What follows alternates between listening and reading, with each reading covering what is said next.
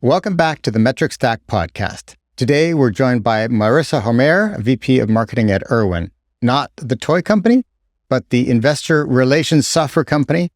Marissa has built and scaled marketing in agencies, telecom, and software contexts. She's also shared her knowledge and experiences through teaching and volunteering.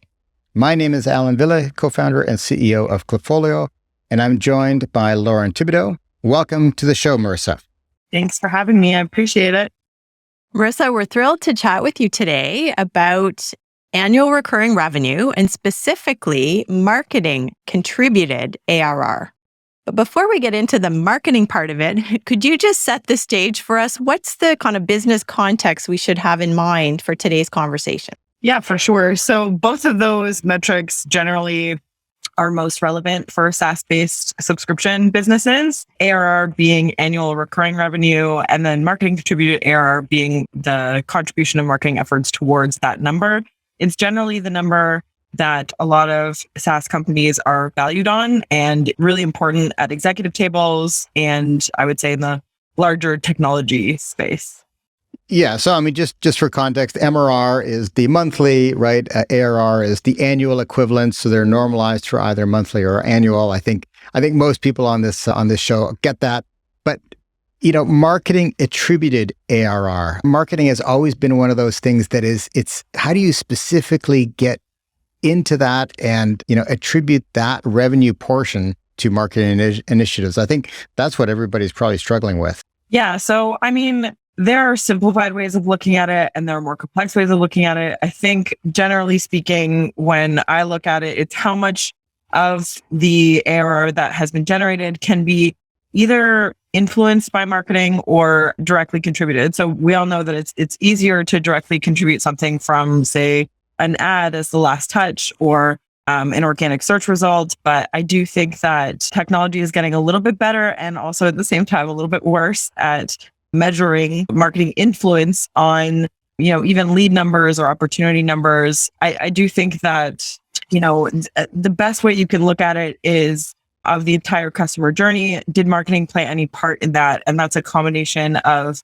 quantifiable numbers from tools that we have for marketing automation to just the word of our customers and prospects engaged in conversations with us. So there's a couple of ways to do it. Both involve some combination of tools and I would say savvy salespeople as well who are able to suss out that information. And when you're thinking about this, do you kind of segment it in any particular way? You mentioned a couple things now, last touch or word of mouth. Like how can you actually kind of striate this and get a stronger correlation with some and weaker with other ARR? Or can you? For sure. So we look at it through two ways. We have our sort of sales activation marketing, which is very bottom of funnel and very attributable usually to our advertising or any kind of marketing that we're doing digitally. And we also have that kind of same line with events. So we do quite a few events per year. So if a salesperson engages in a conversation from an event, be it virtual or in person, we manually change fields in our CRM to make sure that that's captured on the opportunity.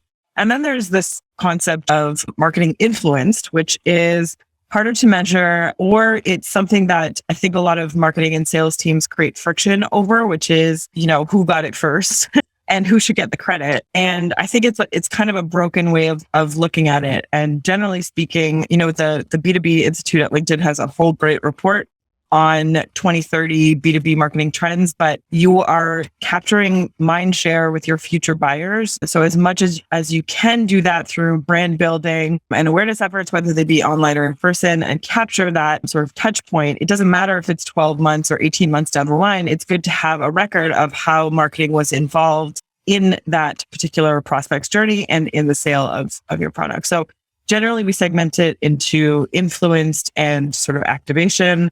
Activation being what most inbound models are built on, but making sure that we give credit to all of the brand efforts as well that go into sort of growing and scaling a business.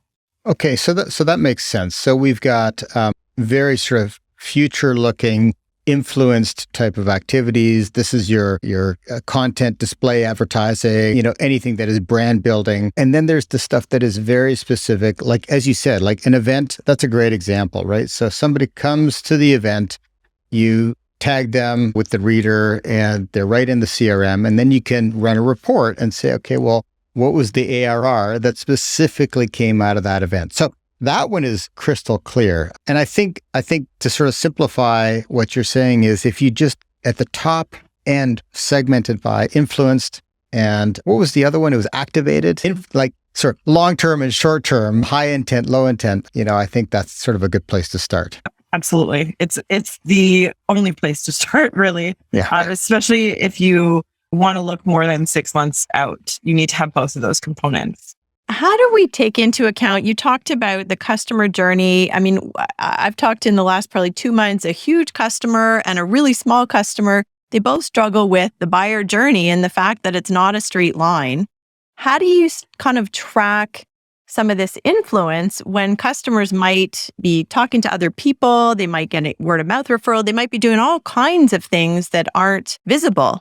How do you account for, or do you? As much as you can, you should. It's not as cut and dry as something that is more direct response, for sure. I think the important thing is to build relationships with your prospects, because when you're not going to capture everything, because people's sort of memory is limited around those types of things, and they're going to remember the last couple things they did versus, the whole host of things that they did along their path. But if you do a good job in your sales process of building, and even marketing, marketers should 100% always talk to customers shortly after they've closed, even when you lose, so you understand what the impact is. You can kind of gather that information qualitatively and use it. And if you are good at capturing it via custom fields in your CRM, or even notes, close lost notes, close won notes, you can sort of track that en masse. It's like I said, it's not as cut and dry, but I think if you have an interest in the conversations that you can have with customers and with prospects, you can definitely capture that and you can include it into your model. A little more complicated, but definitely doable. So what does a report look like at Irwin? So, at the end of if you do it weekly or monthly, how do you segment? So you have your weekly sort of attributed ARR, marketing attributed ARR meeting. I don't know if you have something like that. What does that discussion look like? How are you presenting the numbers? How are you segmenting it? Yeah, so we look at things a couple of different ways. We're always going to look at, the traditional sort of funnel and the number of leads that we've generated.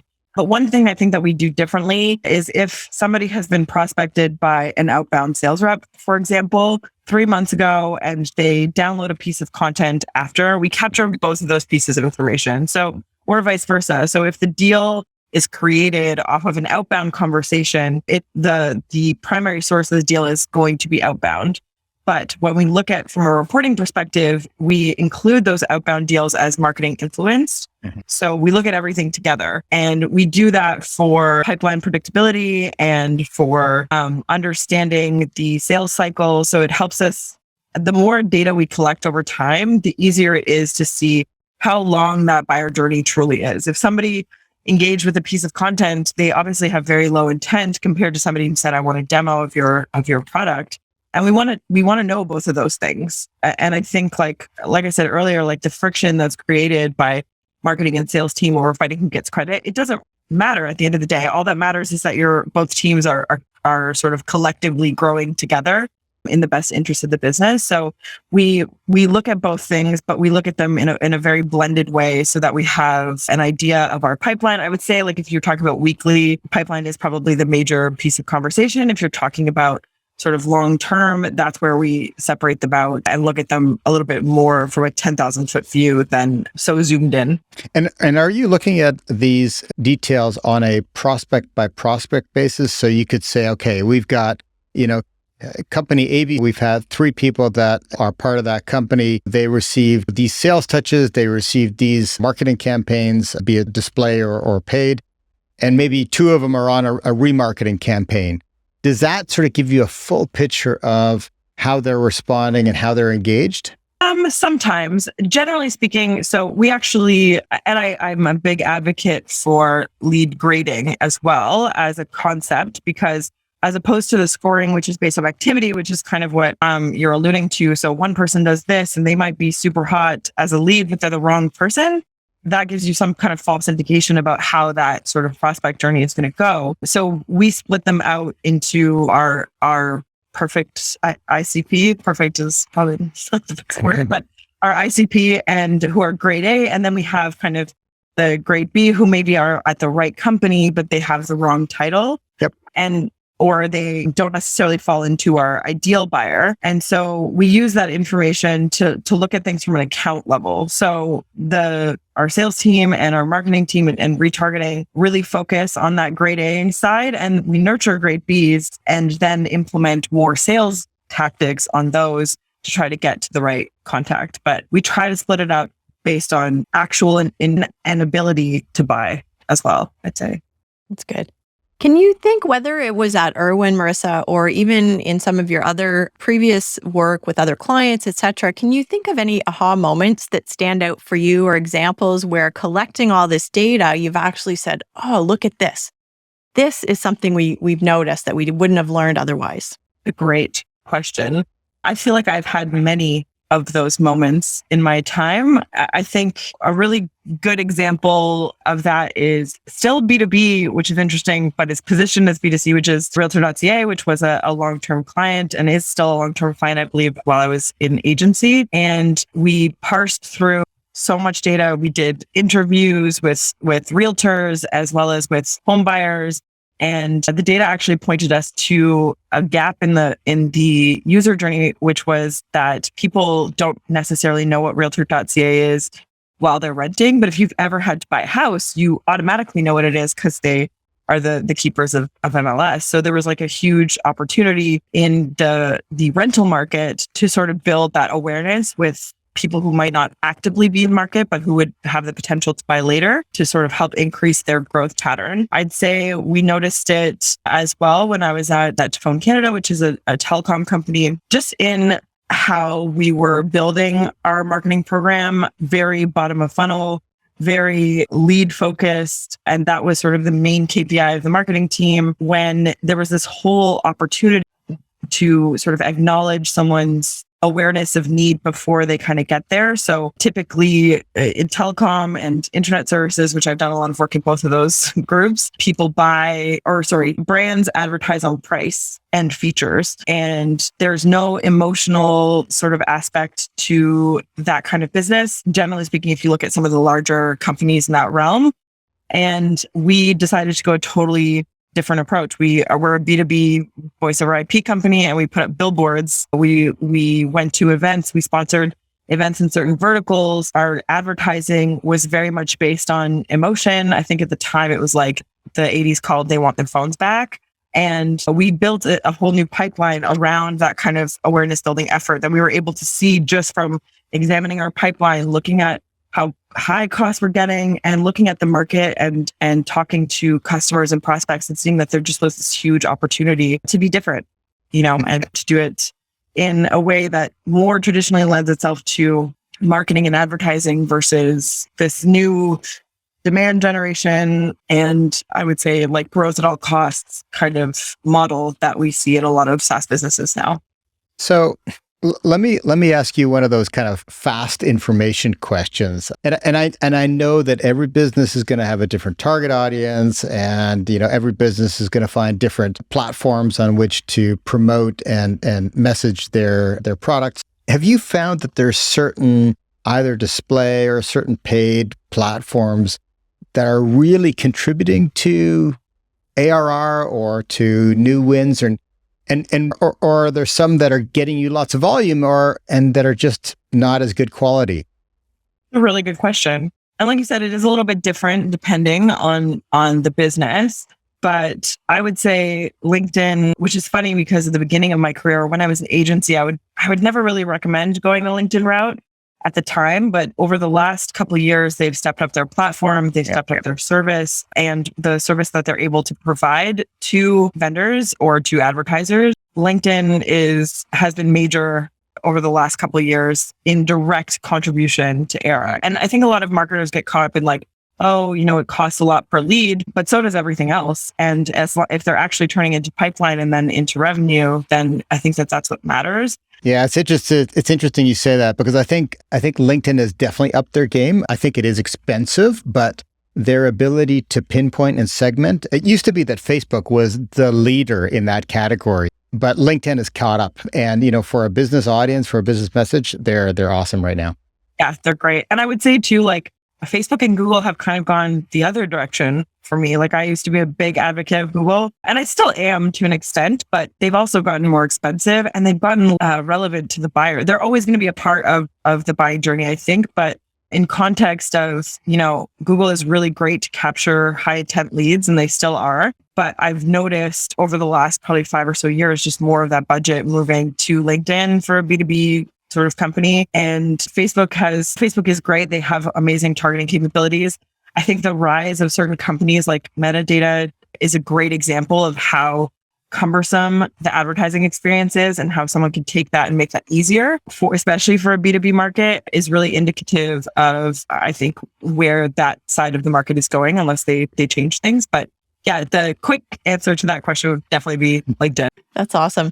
I want to dive into benchmarks or guidelines for a minute, if we could. And let's start with, what's a good guideline for a company maybe like Irwin, that I'm assuming is sales-led growth?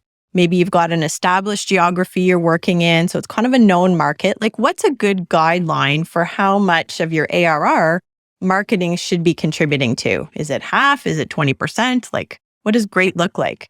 Yeah, I think like when you're at your if you're in a peak maturity sales organization and you have like an established RevOps function, for example, and you have a very clear buyer and you have sort of done some of the experimentation, I would say probably between 35 and 40%. I think as you're in the scale up phase, it's actually there's kind of a wide spectrum. Like there's the 10%, which is, you're still very early in building out your programs. I'd say a really good sweet spot would be 25 to 30% as you're in that kind of growth mode. Okay.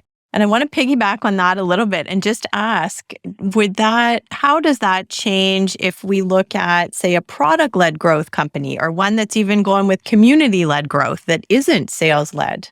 Yeah, that's a good question. I assume that it would be less for sure, and it would be harder to quantify. So it could actually be the same, but I think like when you look at that whole dark social concept, it would just be harder to ensure that your reporting is right on that side. So I would set the benchmark for that probably in the 10 to 15% range versus, the sales-led growth, I think has definitely more opportunity to have a higher percentage. So let me continue on that and maybe go back to the very beginning. I mean, for the most part, we've been talking about paid initiatives and, how do you track that or against ARR? How does organic or content generation marketing activities fit into the bill? It's a really great question.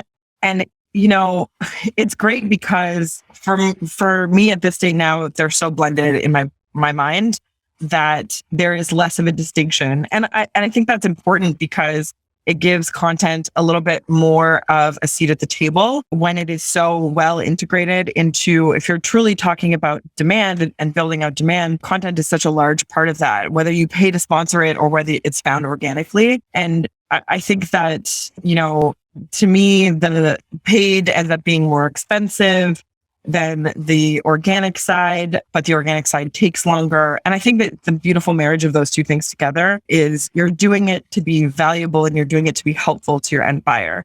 And if that is always your target, then it can be utilized in both scenarios really effectively. So having great content, having great presence, we are big on thought leadership, not just in the written content sense, but we send our founders everywhere. Any speaking opportunity that they can have, not only because they're the founders of our business, but because they have a lot of value to add to the community of investor relations, and they do an excellent job at sharing that value. So I think that if you can create content for the sake of being valuable and share it in both organic and paid ways really effectively, and use it in a variety of formats and channels and in person, online, that's kind of like the best marriage, and it all blends into one sort of loving relationship. Yeah, I mean, at the end of the day, every single prospect that comes into the funnel, you should be tagging it, whether this is from an event, whether it's organic, whether it's paid, whether it's an affiliate blog post that somebody wrote, or track it and see which ones are working and which ones are not.